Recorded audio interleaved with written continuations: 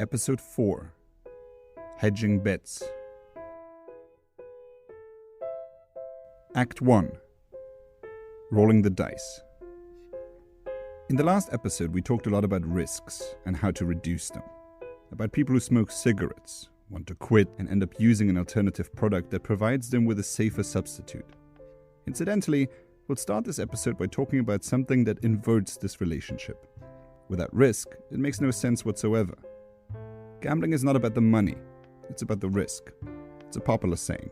Without the risk of losing money, gambling, as its name suggests, would be devoid of meaning. Take the variability of a game involving playing cards. Just the mere physical cards, 52 of them, creates a finite yet very large variability of combinations. 10 years ago, a user on Reddit described the variables of a 52 factorial as follows. Quote, say that there exists 10 billion people on every planet, 1 billion planets in every solar system, 200 billion solar systems in every galaxy, and 500 billion galaxies in the universe. If every single person on every planet that has been shuffling decks of cards completely at random at 1 million shuffles per second since the beginning of time, every possible deck combination would still yet to have been shuffled. End of quote. A Las Vegas casino shuffles 5 decks of cards in a game of blackjack, meaning the possible combinations, which is over 80 unvigintillion, a number I had no idea even existed until I looked it up, would have to be multiplied by 5. Now consider a game of poker, in which there are billions of possibilities of betting on the end result, based on the 5 rounds played in just one match. This makes it possible, but highly unlikely, that one game of poker will ever be the same as another, because the human factor of risk is taken into account. Not just because the numbers are different, but because as humans we evaluate risk differently. To you, losing $100 will mean very different things than it might to your neighbor. Humanity has a fascination with betting. We even use it in arguments. Who of us hasn't been so sure of themselves that they offered a bet to settle the dispute, even when that can create awkward situations? Former US presidential candidate and now Senator Mitt Romney, when arguing with Texas Governor Rick Perry in 2012, found that out the hard way. It said in there that your mandate in Massachusetts, which should be the model for the country. And I know it came out of the reprint of the book, but, you know, I'm just saying, you were for individual mandates, my friend. You know what? You've raised that before, Rick, and you're simply wrong. It was true then. No. It's true now. Rick, I'll tell you what. $10,000? $10,000 bet? I'm not in the betting business, but okay. I'll show you the. I'll show you the book. I've got the book, and we'll show you. Mitt Romney was perceived as out of touch by suggesting a bet of $10,000, even though suggesting a bet as a political debate tactic wouldn't have worked well either way. That aside, we have a cultural fascination with gambling, expressed easily by the fact that it's everywhere in movies. Kevin Spacey in the movie 21. You ever studied blackjack? No. Oh, well, it's really simple, actually. You play against the dealer. You're given 2 cards. Face cards are worth 10 points. The closest to 21 wins. If you go over, you lose. If the dealer goes over, they lose. Brad Pitt in Ocean's 11, a movie incidentally centered around robbing casinos. Guys, what's the first lesson in poker? Never bet on the, No, leave emotion at the door. That's right, Topher. Today's lesson, how to draw out the bluff. That much money this early in the game, I'm saying he's holding nothing better than a pair of face cards. Oh yes, and of course I wasn't going to shy away from yet another Mark Wahlberg movie, The Gambler. Don't look at him. There's no limit. He wants to fuck a fight and I'm not interested in either. Please, steal the cards. It's for your protection. For my protection? Fuck my protection, all right? You don't come here for fucking protection from yourself. You come here for the fucking opposite, and here I am, so please, deal the cards. Thank you. And of course, there's a casino scene in James Bond's Dr. No that incidentally became one of the most recognized hits in cinematic history. I admire your courage, Miss... Trench. Sylvia Trench. I admire your luck, Mr... Bond. James Bond. Mr. Bond, I suppose you wouldn't care to, raise the limit? I have no objection. There's a lot of movies involving casinos. Mississippi Grind, Uncut Gems, The Card Counter, Casino Royale, The Hangover, Rain Man, Vegas Vacation, Molly's Game, Atlantic City, Rounders, California Split, Hard 8, Fear and Loathing in Las Vegas. The list goes on. Casinos, like them or not, are cool. It's not just the classy palaces in Monaco. Even the tacky and flashy darkroom casinos excite us with their flashing lights and dingling music, awakening in us a childlike obsession with toys and noises.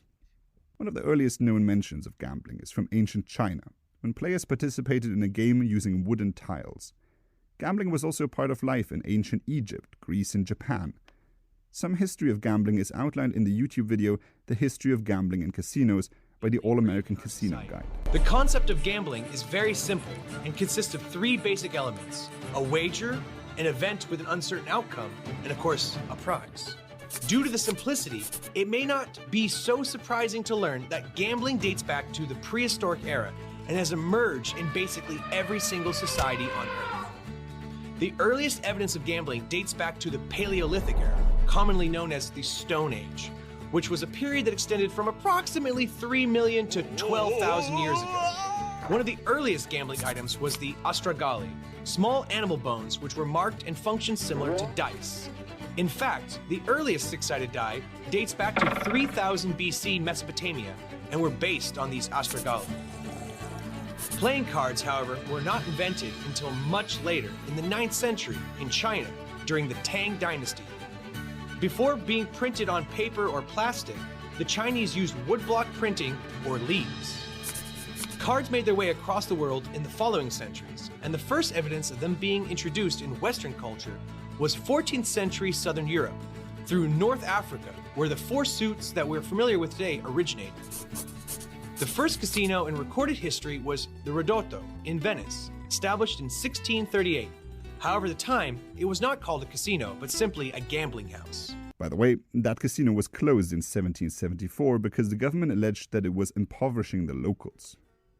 The first British-American settlers brought gambling to North America, where lotteries and horse races made up the majority of gambling activities, outside of the saloons and gambling houses that we know all so well from westerns.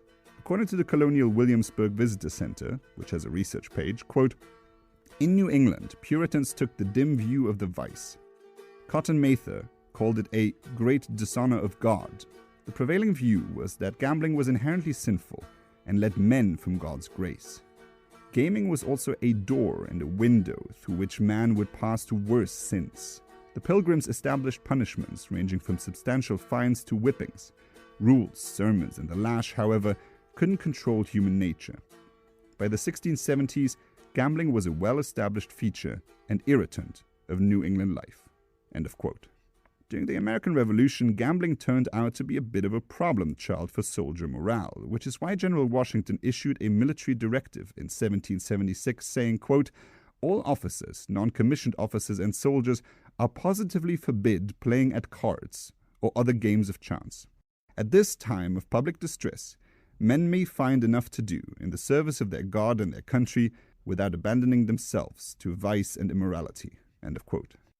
Not only did American Revolutionary soldiers not follow the edict of General Washington, neither did soldiers of the British Crown.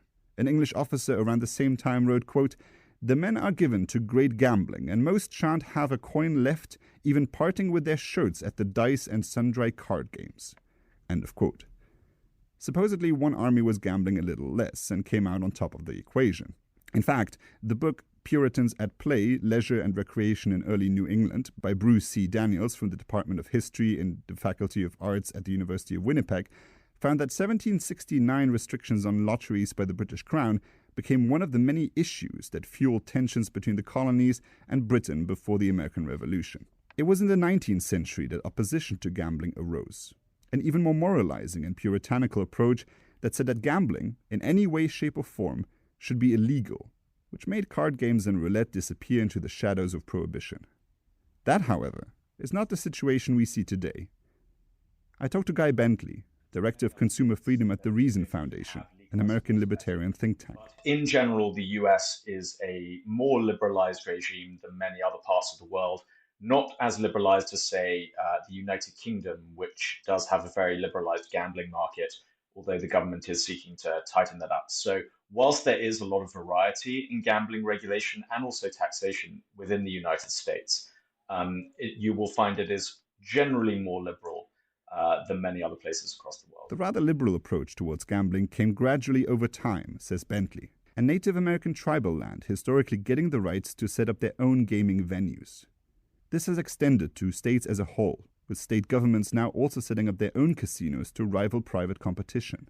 One of the most significant prohibitions on gambling, though, was the prohibition on sports betting across the United States, introduced in the early 1990s. This was so-called PASPA, the Professional Amateur and Sports Protection Act. And what this in effect did was ban states from legalizing sports betting. So you could still bet on sports, for instance, in Nevada, which already had legal sports betting, but it prevented other states from following suit. The reasoning behind this was sort of inherent to the name, to protect the integrity of sports. That was the intent of the act itself.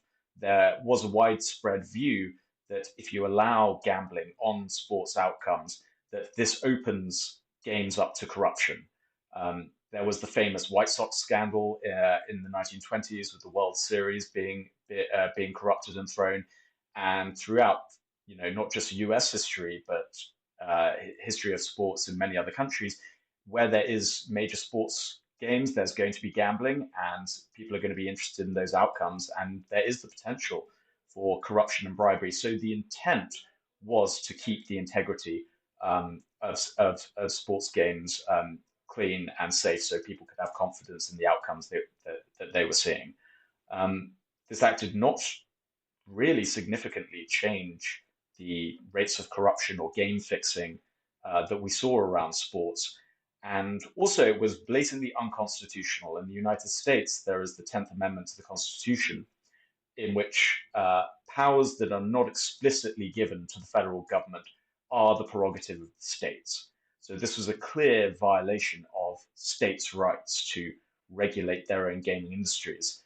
And the Supreme Court in 2018 struck that down, giving states the ability to legalize sports betting. And more than 30 states have now done so. So we've seen a great expansion of freedom to bet on sports, and we have not seen upticks in corruption or game fixing at all. We've in fact seen that people can now place bets confidently in the legitimate market rather than offshore betting websites, which were very prominent across gamblers in the United States, using sites based in the Dominican Republic or Latin America, which can give you worse odds. You don't have the safety in terms of the kind of bets you're placing. So we have seen a great expansion of freedom, and also the ability of law enforcement and other organizations to look at, for instance, suspicious betting patterns and movements of bets to detect any possible corruption there might be. So fortunately, in a lot of areas of consumer freedom, whether that's vaping, alcohol, we're often seeing a retraction of freedom, an assault on freedom. But this is an area where, fortunately, we've seen an expansion of freedom and consumer choice. But this hasn't come without some serious opposition, which does seem to be gathering some momentum. As gambling in the United States has become increasingly accessible, the opposition to it by prohibitionists has also become louder. One of the strongest voices against gambling legality was the aptly named National Coalition Against Legalized Gambling, which was integrated and renamed in 2008 into Stop Predatory Gambling. It's a stunning rename, arguably because National Coalition Against Legalized Gambling was in fact a more transparent name. Predatory gambling, who wouldn't be against that? But what is so telling is that it is hard to find an instance of legal gambling that the Stop Predatory Gambling group is for, making it seem as if they consider any legal gambling as predatory. The website of stoppredatorygambling.org outlines that it is bipartisan by having left-leaning groups such as Progressive Democrats of America, as well as right-leaning groups such as Concerned Women for America and Focus on the Family as members. They also outline that their members are members of religious communities and provide a list including Roman Catholics, United Methodists, Southern Baptists, Church of Latter-day Saints, Universalist Unitarians, Lutherans, American Jews, Episcopalians, United Church of Christ, American Muslims, Seventh-day Adventists, Presbyterians, and Greek Orthodox. Now, this might just be me misunderstanding an American effort to sound inclusive, but pointing out the religious affiliation of its members and the bipartisan approach it takes leads me to believe that this anti-gambling group is not too dissimilar to the temperance groups that wanted to ban all gambling 200 years ago. Here's excerpts of a promotional video from one of their events. Gambling is a menace to society, deadly to the best interests of moral, social, economic, and spiritual life, destructive of good government and good stewardship. As serious an addiction, as dangerous as an addiction as opioids, cocaine, and heroin. Prey on the powerless. They prey on hope, but they prey on hope that we know is hopeless. I mean, Newsweek, this is a cover story on Newsweek 10 years ago. There's no demonstration that casinos in any way are creating economic development. That when industry contains the seeds of its own destruction, an eventual rollback led by grassroots citizens is not only possible, it's inevitable. Stop Predatory Gambling writes on its website, quote, "What separates commercialized gambling from every other business, including vices like alcohol and tobacco, is it's a big con game. It's a form of consumer financial fraud and exploitation, similar to price gouging and false advertising." I asked Guy Bentley about this group and which other anti-gambling activists exist. There's definitely some overlap, particularly with, I think, the temperance organizations. A lot of these stemming from religious organizations in the 19th and early 20th century. If we look, for instance, at the National Coalition Against Legalized Gambling, that was formed by Tom Gray, who was a Methodist minister. And that was eventually became part of the Stop Predatory Gambling Foundation in 2008, who interestingly actually have their headquarters in the United Methodist Building in Washington, D.C. So you can track a pretty clear lineage from religious objections to gambling. However, you also have a much newer constituency arguing against either legalized gambling or gambling liberalization, or arguing for restrictions on certain type of gambling or marketing. And that is in academia. For instance, we have centers like the Rutgers University Center for Gambling Studies. There's the UCLA Gambling Studies program. A lot of their work does focus on gambling addiction, but also on regulation. And you can pretty clearly see that the arguments all cut in one direction, which is for greater restriction of access to gambling and gambling products. So you have a sort of unification of old school religious and moral objections to gambling, and then a sort of new progressive case against gambling, which is rooted, in broadly what they would call public health. Opposition to gambling is bipartisan. You will find left-wing members of parliament questioning the legality of gambling based on the effects on marginalized communities, and right-wing pundits such as Jordan Peterson, here as a guest on the BBC, asking about the moral justification for it. The question is, in part, is there any social good that these machines produce?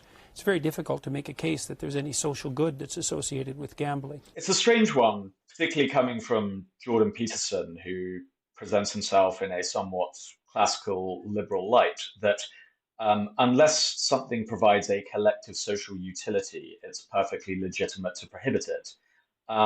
The obvious benefit is to the individual who is engaging in this behavior and spending their money on what they want to spend their money on, which is a recreational activity.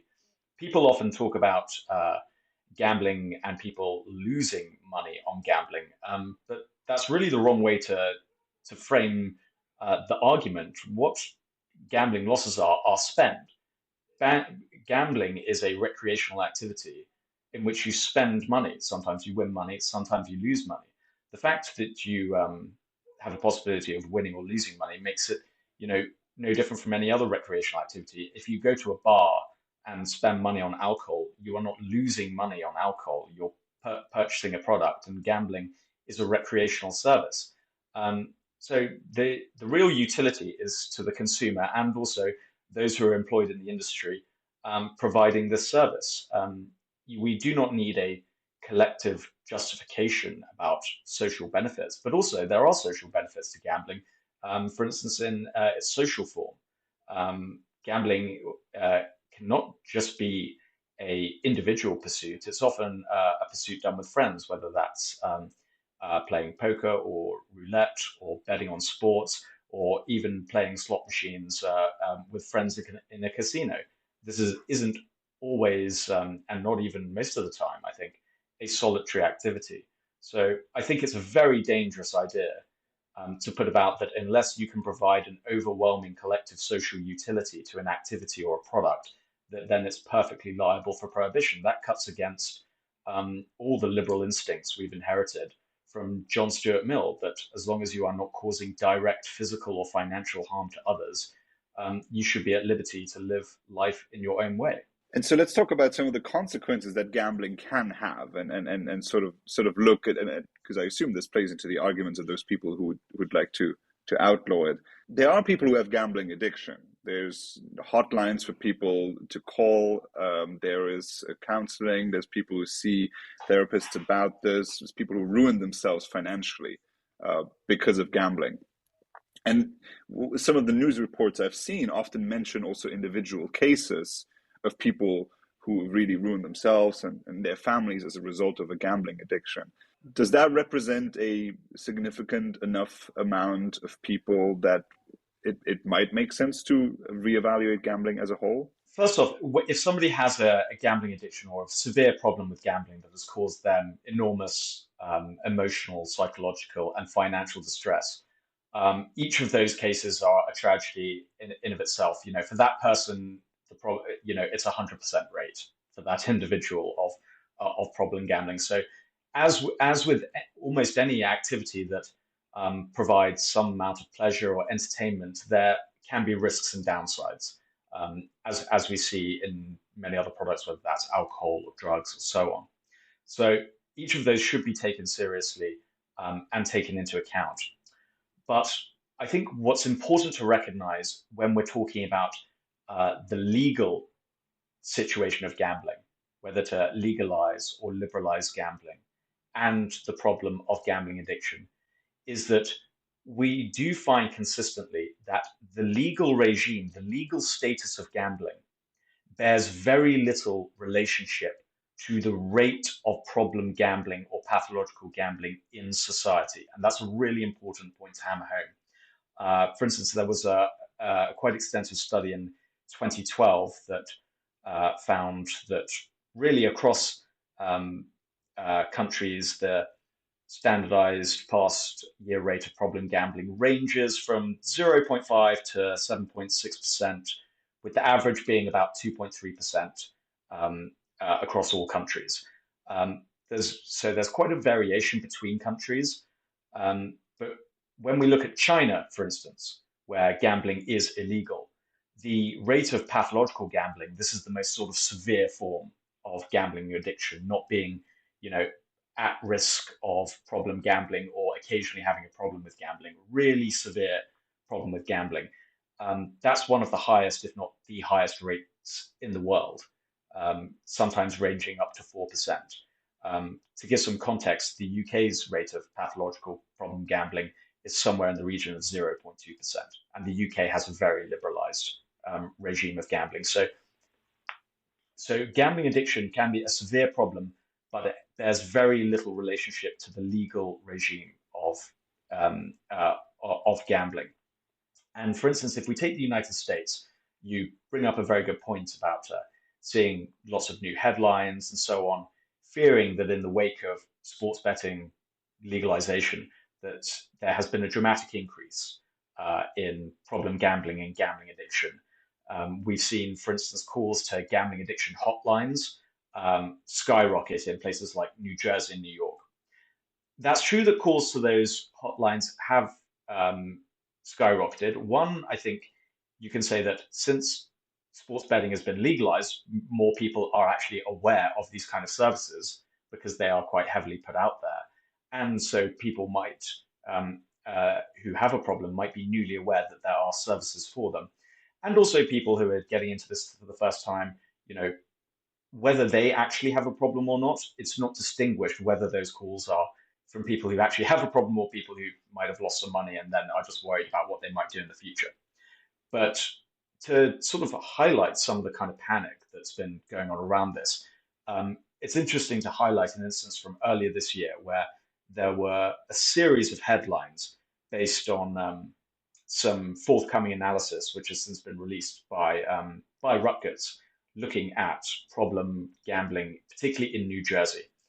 And I think it was Vox that was particularly vociferous on the subject, saying that America had made a bad bet on sports betting liberalization, and quoted this research as saying that 13% of the state had a gambling problem, according to this research. Well, when we actually look at the data of what happened was that this group from Rutgers, they conducted an analysis in 2017 looking at rates of problem gambling in the state of New Jersey, and then conducted some analysis measuring for 2020 and 2021, which is what Vox was measuring. And in fact, when we compare 2017, so pre-legalization of sports betting in New Jersey, to 2020 and 2021, where sports betting had been legalized for a few years then, sports betting was legalized in 2018, we actually find that the rate of low risk and moderate gambling, which is what Vox was citing, fell from 15% to 13%. So this is sort of people who might be at risk, at a low or moderate risk for problem gambling. And we also find the rate of severe gambling problems also fell from 6.3% to 5.6%. So completely left out of the context of this discussion from the new Rutgers analysis was comparing to what the situation was before legalization. So we have a very clear case that this huge panic, quoting a headline number, not even of severe problem gambling, but low or moderate risk gambling, that in both of those categories, gambling addiction and problem gambling fell post-legalization. So we are getting a very distorted picture of what a realm of gambling liberalization looks like. And again, what's more goes to the point, the problem of gambling addiction and problem gambling is fairly stable in societies, regardless of what the legal regime is. And the solution to that, or how to ameliorate that, is to use some of the revenue that states or national governments generate from the gambling industry to indeed fund gambling addiction services. There's cognitive behavioral therapy that can really help those who have a severe gambling problem. I think it's perfectly legitimate for the government to have helplines, to have warnings and so on about, if you're worried that you might be getting into a dangerous situation with gambling. That is all perfectly legitimate. And also gambling operators also have a series of mechanisms to help players and clients monitor their gambling. Gambling, just like many of the other so-called vices we talk about in the series, does not just disappear because it's banned. What legalized gambling has done is, yes, make it more accessible to those people who seek to do it legally. Where legal gambling is available, we get to have more data and rules to understand how to avoid problem gambling and also boost economic growth. Comprehensive research has found that legal online gambling will add $22.4 billion to the gross domestic product of the United States. What else is there to say? Ka-ching!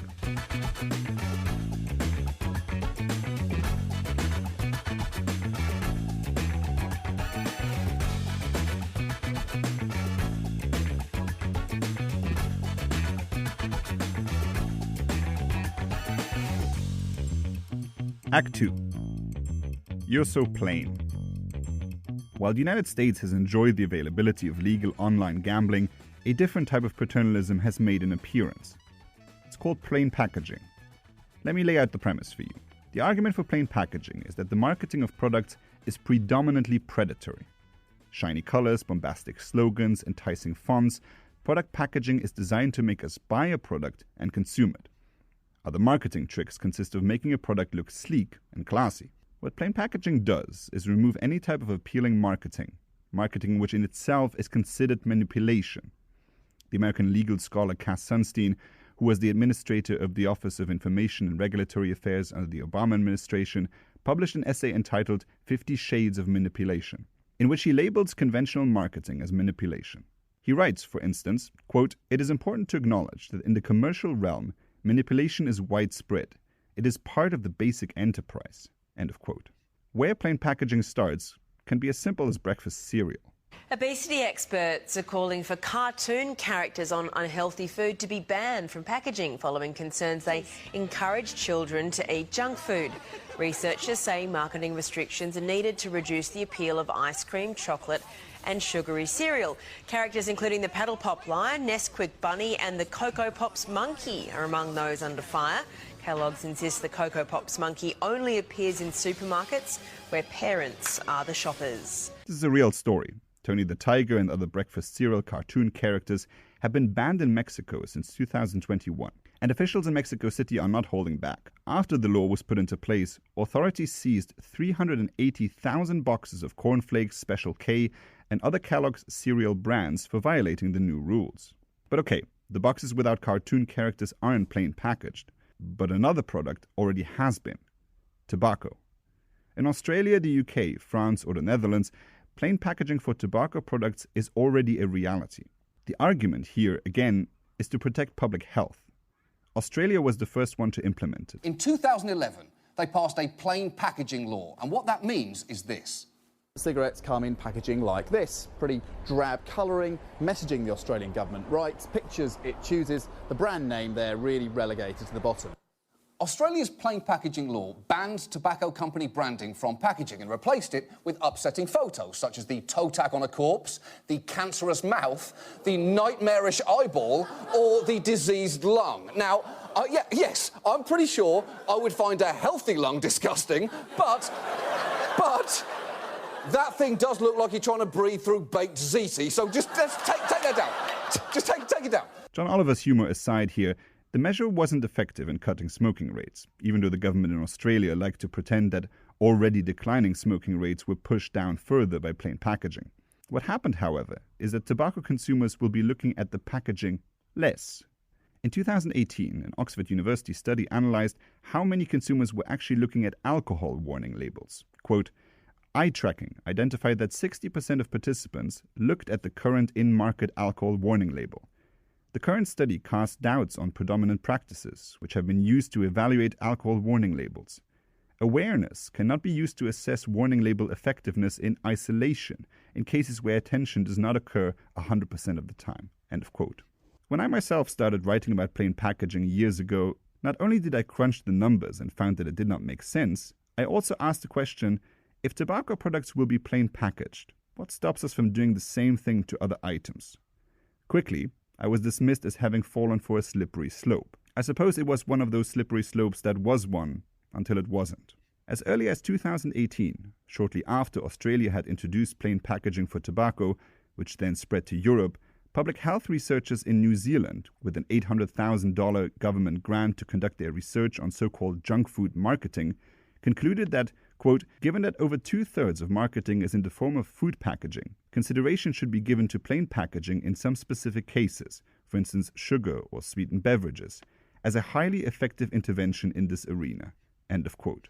The researchers, public health advocates who are outspoken against the availability of junk food, conclude that children are too exposed to junk food marketing. What's the marketing, you might ask? The mere availability of brands when they hold a can of soda in their hands. They essentially extended branding itself, the fact that there is a brand logo and representation, into marketing, making it almost a constant. They changed the goalpost to such an extent that marketing becomes literally pervasive. This type of reasoning sets the academic standard, and from there, you move to changing the goalpost in the media. First, it was tobacco. In 2012, Australia was the first country to introduce plain packaging for cigarettes. Other countries like the UK followed. Now alcohol and sugary products are feeling the weight of regulation. Minimum alcohol pricing laws and a new sugar tax will take effect this year in England, all in the cause of improving people's health. It's left companies and health experts wondering if the food and drink packaging of the future will end up looking more like this. In the UK, the attention around sugar is only just starting. We are just starting to take action. If, as a result of all this action, there's no changes in these types of products, in their marketing, in the package, how they're packaged, etc., then I think we potentially could in the future look at plain packaging. Some in the British Medical Association have issued a similar call. Here's ultimately how the construction of a public health scare works as a tactic. First, you take a government or philanthropic grant to write a report that finds a public health problem where there is none. So you fiddle with the numbers, just like Movendi did with its alcohol report in Canada, to create headlines. With those headlines, you generate media interest, find an obese child to go with the news reporting, get a member of parliament to take action in committee. Any opposition to the measure now debated in parliament is then branded as being pro-industry or not thinking of the children. Then you implement the measure, which incidentally will have little effect on behavior, and then you move on to the next restrictive measure until you reach the inevitable conclusion that we've tried everything, so we need prohibition. As a blueprint for public policy making, it's ingenious or insidious. Pick your poison on wording.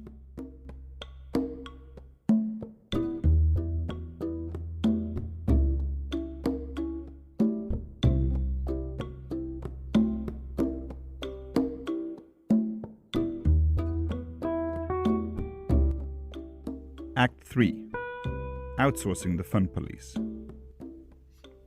When I started writing this show, I used the word fun police to find a way to describe neo-prohibitionists in a short, punchy way.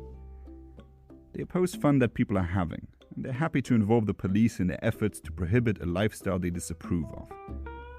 What I didn't think was that in my research, I would find the most accurate description of a fun police. To unpack this story, we have to start from the beginning, and in a place I did not think we were going to start. On the TV show Shark Tank, with a fast-talking entrepreneur with a niche idea. Hey Sharks, my name is Bunham Laskin. I'm from Lakewood, New Jersey, and I'm seeking $300,000 in exchange for 5% of my company. Wow.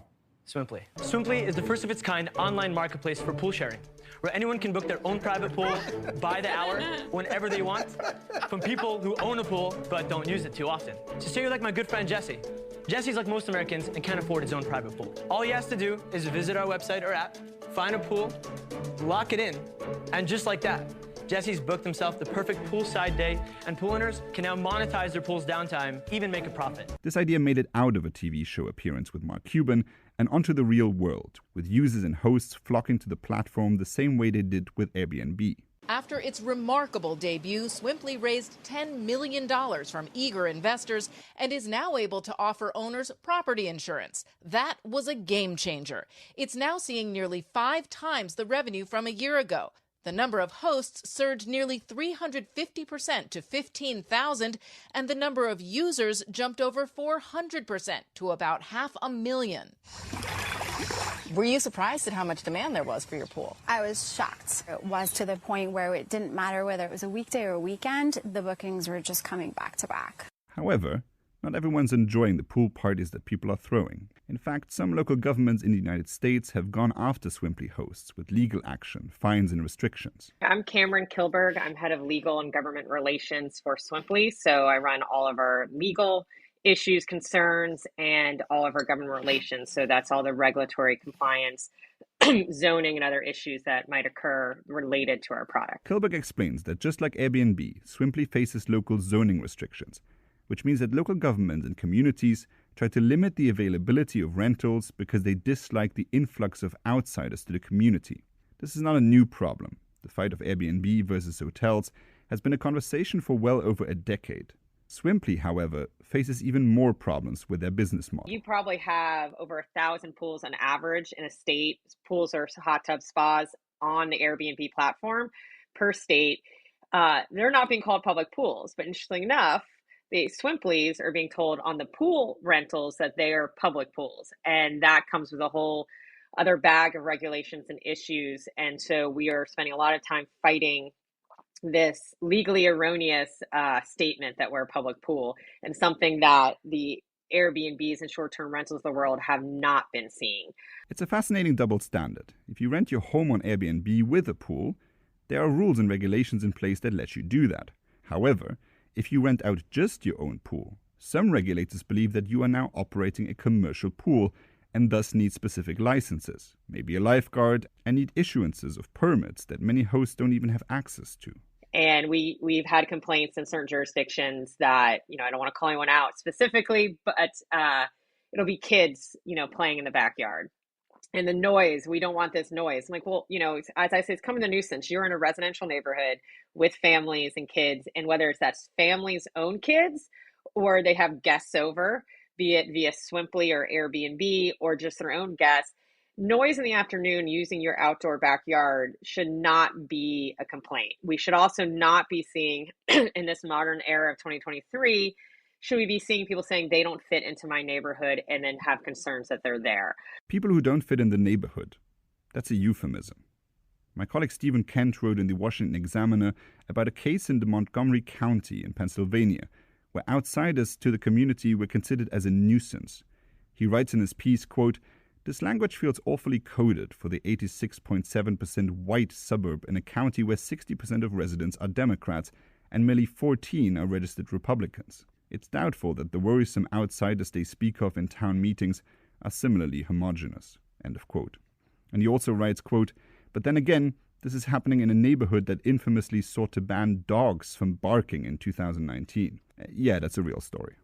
I talked to Brittany, a Swimply host in Portland, Oregon, who has faced backlash from her neighbors about her renting out her pool, even though she is on a dead-end street and only one neighbor can even see her pool, which is not visible from the street. We learned our lessons along the way, like how many guests we felt comfortable with, how many cars, how late at night, etc. But we're now in a comfortable sweet spot. Most of our guests are families or kids' birthday parties. But after about a year of hosting, we started receiving complaints from neighbors, kind of right at the edge of our gate, or they're at the end of the dead-end street. And their complaint was that they didn't like the increase in traffic going in and out of our driveway. Like I said, they can't see our pool, they can't hear our pool. So it was really just sort of focused on traffic. So we tried to work with them and be neighborly and agreed to limit the number of guests and vehicles. They still were not satisfied. They wanted us to stop renting completely, and we didn't think that was fair or necessary. So they filed a code complaint with the county, which then began sending us letters and fining us. And the complaint was that we were operating a business in a residential zone and needed a permitted exception. So we tried to work with the county, talking with planning and zoning and even county council. And coincidentally, the county had just formally adopted regulations allowing Airbnbs, which had operated unregulated for decades. So really our argument was that if you're going to allow someone to rent a house with a pool, which you can do on Airbnb, you can just rent it for a day if it's a house with a pool, you have to also allow people to rent just the house's pool. The county objected, saying that amenity rentals like ours hadn't been publicly vetted. And our response was that they had. It's all part of the same home sharing economy, and the same complaints they got about Airbnbs, they would likely hear again about Swimply. We think we actually have a better argument than those against Airbnb. And the primary complaint, according to all the records against Airbnb, is sort of the big parties that can be thrown. Well, we're home for every single Swimply rental. Nobody's throwing a big party. Nobody's spending the night. We're fully in control and in charge the entire time. And also, Swimply rentals are limited to just a few hours during the day.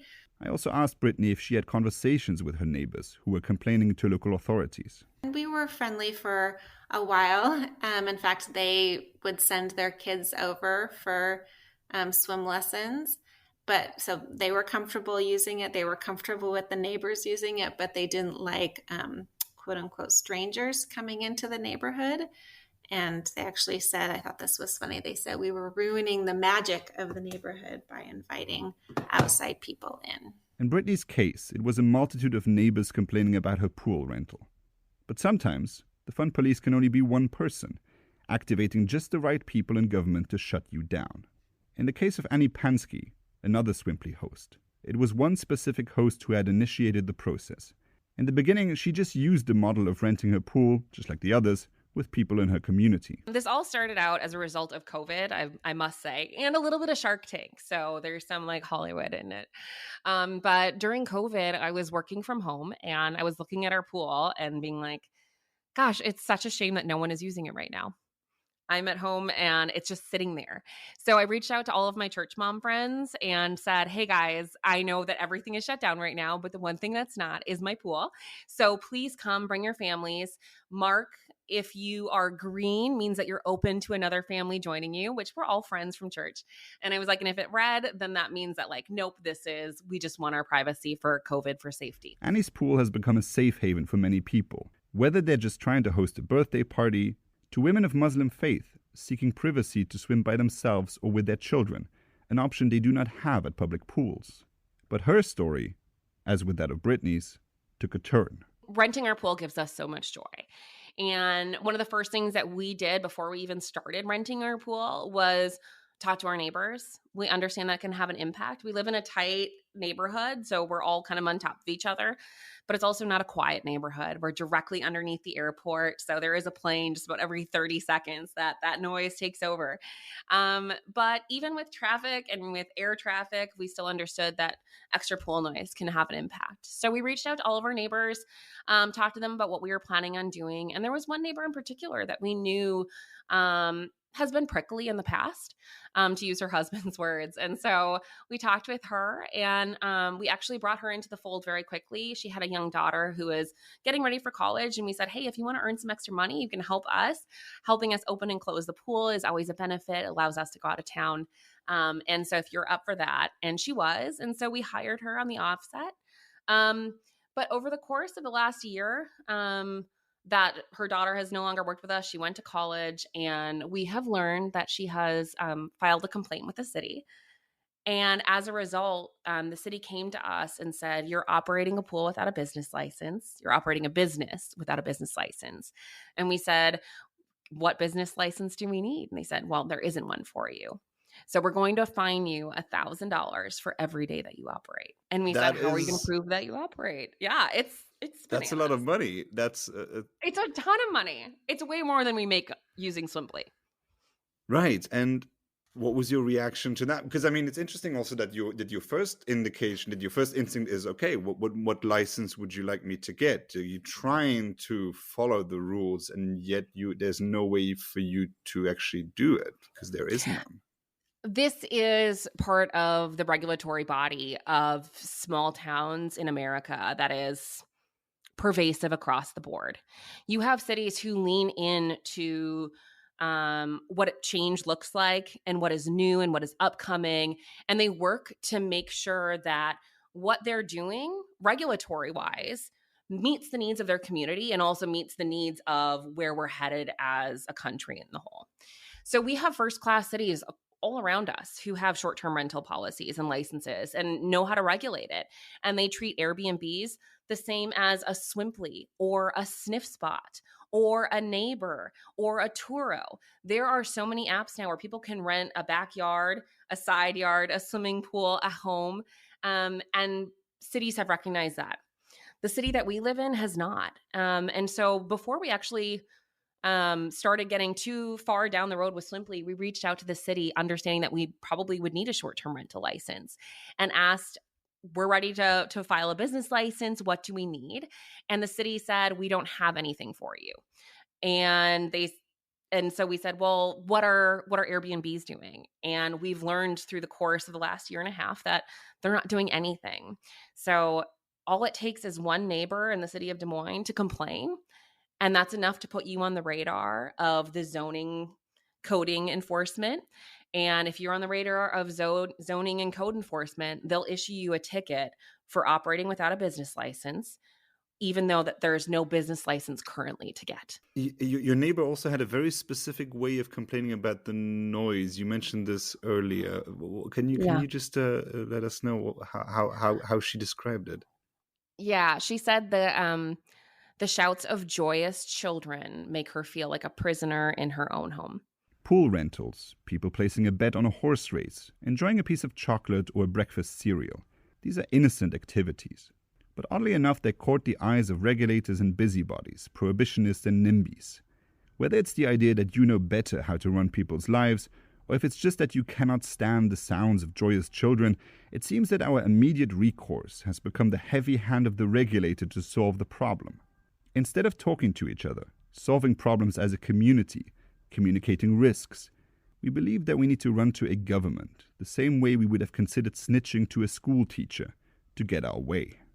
It makes you wonder, how long can we keep this up? There is a degradation of neighborly love across America, and there is an increase of litigiousness. It is in deep, its roots are deep, and we need to dig it out. We need to dig it out. We need to go to our neighbors, and we need to treat them with love, and we need to show love. And we need to start conversations, and we need to start community. Because if we don't, it's only going to get worse. I don't see what you're seeing slowing down without people standing up and saying this is not okay, because we will just keep on adding rules to the rule book.